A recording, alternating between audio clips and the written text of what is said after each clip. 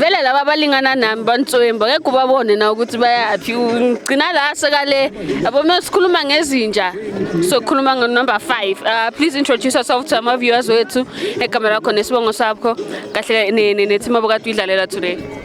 Okay, ngusabelo ngwambatha ngiphume Friday ne eKZN ithi mengidlalelayo mangila emhlophe FC Sinsonke siphume eKZN. So khona enye oyidlalela ngale KZN? Yeah ikhona engisuka kuyo yasemakhaya KZN. Ake ngikhona ukusho igamba layo but ikhona nje ngidlalela yase KZN. Since you mention ukuthi vele wangale KZN ne kunama team akhona lapha abo Durban City abo AmaZulu yabona wonke lama team lawa khona wena uhamba nayipi? AwungamaZulu ngasho kanjalo since ngawaseThekwini ngosuthu. Alright so yini into ekumotivate ukuthi udlale ibhola? Ayish kuningi mfana.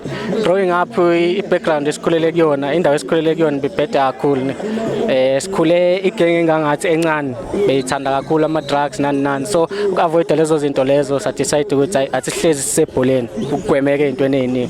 I think leyo into engimotivate kakhulu. So ungathatha ukubheka wena iphi iposition ongathi inzima la ebholweni? Enzima for mina ne ukuba goalkeeper ake ngikore ukuba goalkeeper ake ngikore. The toughest opponent okay wayiface empilweni yakho solo ukudlala ibhola? Phakamani Mahlambi former Mamelodi Sundowns one of the toughest opponent engake ngafacana nayo.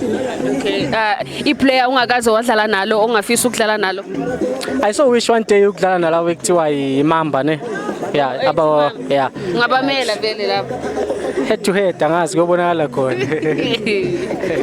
Abashana no not saying abashana but nje igame nami ngibona ukuthi ngilekha kupha I guess ukudlala nabo kungangenza ngibone okuningi ngafunda okuningi okay so given an opportunity yokuthi mhlambe uthathe ama player out 2 uyafaka ku pro like us uthatha ama player out 2 uyafaka ku pro ungathatha mapha ama player and ungabafaka kumapha ama team? Yo enzima ke le question yakho ne ama player out 2 engake ngadlala nabo or nanoma ubani nabo or nanoma ubani nje angazi kwama ibaningi kakhulu baningi emqondweni because nami imbala ngayifaka but ke no ungayithatha uzifaka phi ke wena uma uyithatha? yo ethi ngibonga ngayifaka Golden Arrows, let's say Golden Arrows. Bafana bophuthu? Bafana besithende. Besithende. Okay, alright.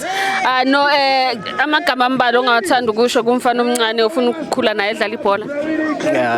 Bayangichaza mangibabona behlezi besema groundini kanje. Leyo into engayisho nathi sikhule kanje so kwamele beqhubeke ukuba se groundini kusave into eziningi avoid ukuliwa kuyaliwa hlezi kugwazwana kuphuza utshwala nani so mawuse groundini isikhathi esiningi uyagwemeka into eziningi ngakusho nje lokho ukuthi abafocus kakhulu e-groundini but nasesikoleni balekile ke uqala esikoleni then alright no ngiyabonga for isikhathi sakho bhuti. Siyabonga.